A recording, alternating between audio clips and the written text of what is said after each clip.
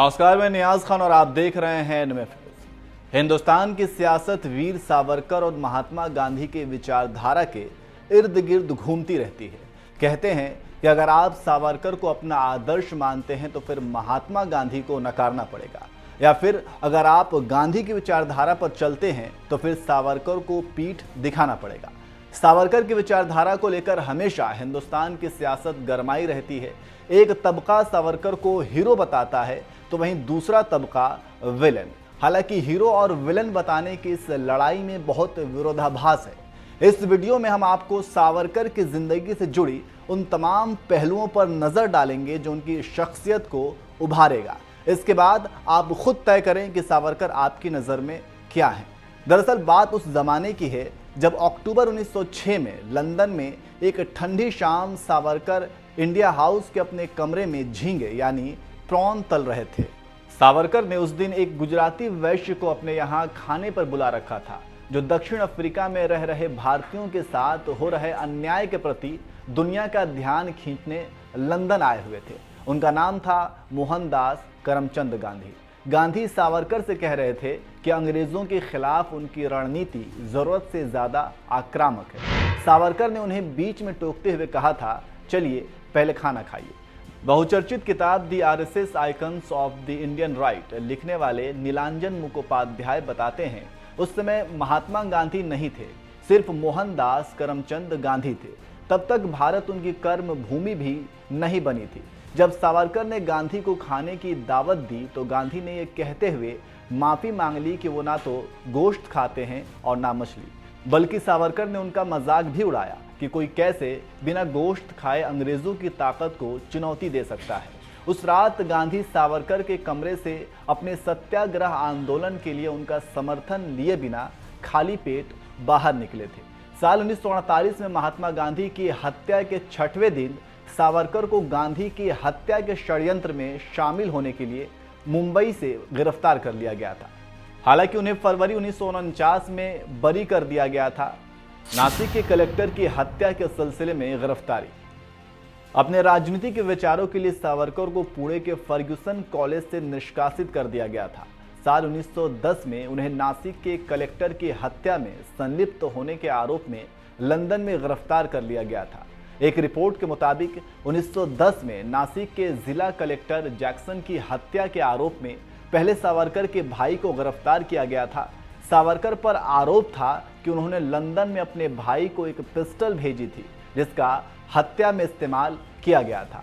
SS Maurya नाम के पानी के जहाज से उन्हें भारत लाया जा रहा था। तब सावरकर जहाज के शौचालय के पोर्ट हॉल से बीच समुद्र में कूद गए। पानी के जहाज से समुद्र में कूदे सावरकर। कहते हैं कि सावरकर ने जानबूझकर अपना नाइट गाउन पहन रखा था। शौचालय में शीशे लगे हुए थे ताकि अंदर गए कैदी पर नजर रखी जा सके।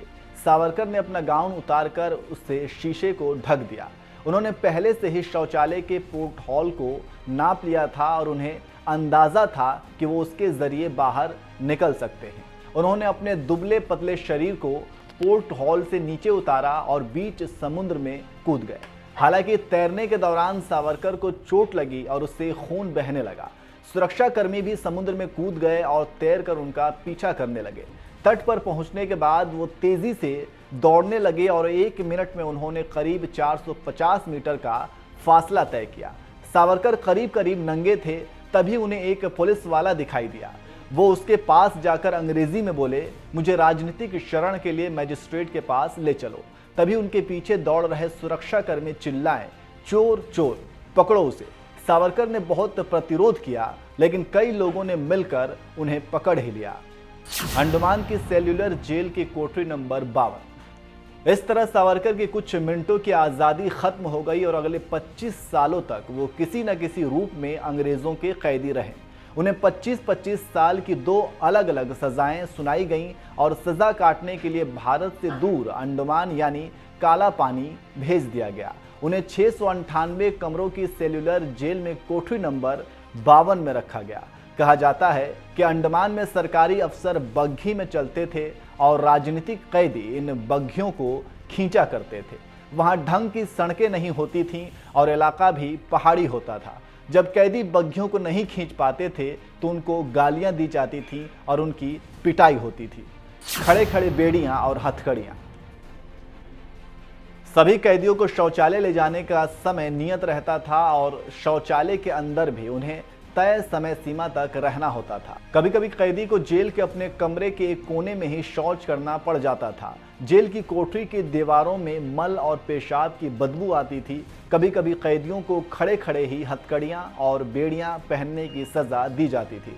उस दशा में उन्हें खड़े खड़े ही शौचालय का इस्तेमाल करना पड़ता था। उल्टी करने के दौरान भी उन्हें बैठने की इजाजत नहीं थी।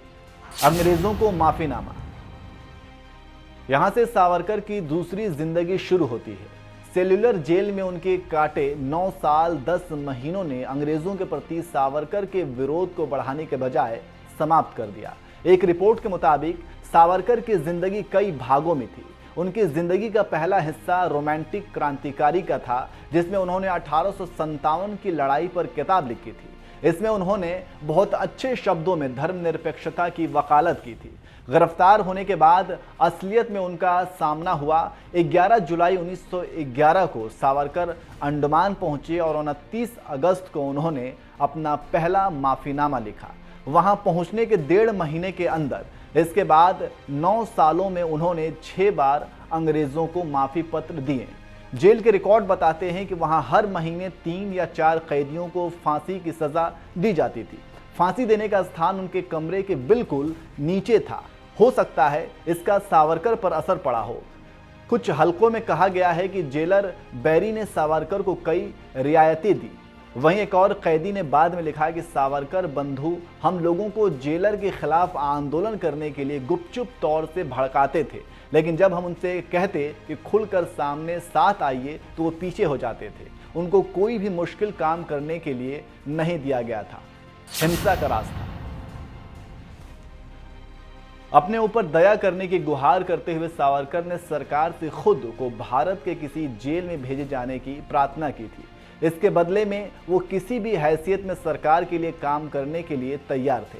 सावरकर ने यह भी कहा था कि अंग्रेजों द्वारा उठाए गए कदमों से उनकी संवैधानिक व्यवस्था में आस्था पैदा हुई है और उन्होंने अब हिंसा का रास्ता छोड़ दिया है।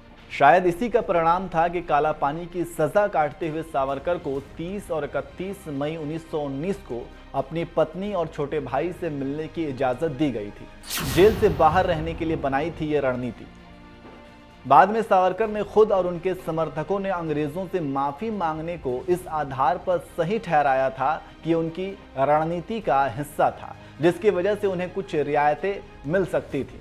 सावरकर ने अपनी आत्मकथा में लिखा था, अगर मैंने जेल में हड़ताल की होती तो मुझसे भारत पत्र भेजने का अधिकार छीन लिया जाता। ऐसे में यह भी सवाल खड़ा किया जाता है कि आखिर भगत सिंह के पास भी माफी मांगने का विकल्प था, लेकिन उन्होंने ऐसा नहीं किया। तब सावरकर के पास ऐसा करने की क्या मजबूरी थी? सावरकर के हिंदुत्व की अवधारणा। अंडमान से वापस आने के बाद सावरकर ने एक पुस्तक लिखी, हिंदुत्व हु इज हिंदू, जिसमें उन्होंने पहली बार हिंदुत्व को एक राजनीतिक विचारधारा के तौर पर इस्तेमाल किया। एक स्कॉलर के मुताबिक हिंदुत्व को वो एक राजनीतिक घोषणा पत्र के तौर पर इस्तेमाल करते थे। हिंदुत्व की परिभाषा देते हुए वो कहते हैं कि इस देश का इंसान मूलतः हिंदू है। इस देश का नागरिक वही हो सकता है जिसकी पितृभूमि, मातृभूमि और पुण्य भूमि यही हो। पितृ और मातृभूमि तो किसी की भी हो सकती है, लेकिन पुण्य भूमि तो सिर्फ हिंदुओं, सिखों, बौद्ध और जैनियों की ही हो सकती है। मुसलमानों और ईसाइयों की तो ये पुण्य भूमि नहीं है। इस परिभाषा के अनुसार मुसलमान और ईसाई तो इस देश के नागरिक कभी हो ही नहीं सकते। हाँ, एक सूरत में वो हो सकते हैं, अगर वो हिंदू बन जाएं। वो इस विरोधाभास को कभी नहीं समझा पाए कि आप हिंदू रहते हुए भी अपने विश्वास या धर्म को मानते रहें। अंग्रेजों के साथ समझौता। साल 1924 में सावरकर को पुणे की यरवदा जेल से 2 शर्तों के आधार पर छोड़ा गया। एक तो वो किसी राजनीतिक गतिविधि में हिस्सा नहीं लेंगे और दूसरा वो रत्नागिरी के जिला कलेक्टर की अनुमति लिए बिना जिले से बाहर नहीं जाएंगे। एक रिपोर्ट के मुताबिक सावरकर ने वायसराय लिनलिथगो के साथ लिखित समझौता किया था कि उन दोनों का समान उद्देश्य है, गांधी, कांग्रेस और मुसलमानों का विरोध करना। अंग्रेज उनको पेंशन दिया करते थे, 60 रुपए महीना। वो अंग्रेज़ों की कौन सी ऐसी सेवा करते थे जिसके लिए उनको पेंशन मिलती थी? वो इस तरह के पेंशन पाने वाले अकेले शख्स थे? यह भी एक सवाल है। महात्मा गांधी हत्याकांड में गिरफ्तारी। सावरकर की छवि को उस समय बहुत धक्का लगा जब 1949 में गांधी हत्याकांड में शामिल होने के लिए 8 लोगों के साथ उन्हें भी गिरफ्तार कर लिया गया, लेकिन ठोस सबूतों के अभाव में वो बरी हो गए। दरअसल पूरे संघ परिवार को बहुत समय लग गया गांधी हत्याकांड के दाग को हटाने में। सावरकर इस मामले में जेल गए, फिर छूटे, उसके बाद भी स्वीकार्यता नहीं मिली। यहाँ तक कि आरएसएस ने भी उनसे पल्ला झाड़ दिया। वो हमेशा हाशिए पर ही पड़े रहे क्योंकि उनसे गांधी हत्या की शक की सुई कभी हटी ही नहीं। कपूर कमीशन की रिपोर्ट में भी साफ कहा गया कि उन्हें इस बात का यकीन नहीं कि सावरकर की जानकारी के बिना गांधी हत्याकांड हो सकता था। सावरकर की राजनीतिक विचारधारा। सावरकर के जीवन के आखिरी 2 दशक राजनीतिक एकाकीपन और अपयश में बीते। उनके एक और जीवनीकार धनंजय कीर उनकी जीवनी सावरकर एंड हिज टाइम्स में लिखते हैं कि लाल किले में चल रहे मुकदमे में जज ने जैसे ही उन्हें बरी किया और नाथुराम गोडसे और नारायण आप्टे को फांसी की सजा सुनाई, कुछ अभियुक्त सावरकर के पैर पर गिर पड़े और उन्होंने मिलकर नारा लगाया, हिंदू हिंदी हिंदुस्तान, कभी ना होगा पाकिस्तान। दरअसल उन पर आखिरी दिनों में जो कलंक लगा है उसने सावरकर की विरासत पर अंधकार का बादल डाल दिया है। दुनिया में शायद ही कोई ऐसा उदाहरण मिले जो क्रांतिकारी कवि भी हो, साहित्यकार भी हो और अच्छा लेखक भी हो। अंडमान की जेल में रहते हुए पत्थर के टुकड़ों को कलम बनाकर जिसने 6000 कविताएं दीवार पर लिखी और उनको कंठस्थ किया, यही नहीं 5 मौलिक पुस्तकें वीर सावरकर के खाते में हैं। लेकिन इसके बावजूद जब सावरकर महात्मा गांधी की हत्या से जुड़ जाते हैं, सावरकर समाप्त हो जाते हैं और उनकी राजनीतिक विचारधारा वहीं सूख जाती है। तो ये थी सावरकर की जिंदगी से जुड़ी कुछ पहलू जिसके आधार पर सावरकर को हीरो और विलन बताने को लेकर राजनीति गरमाई रहती है। फिलहाल इतना ही, देखते रहिए एनएमएफ न्यूज़।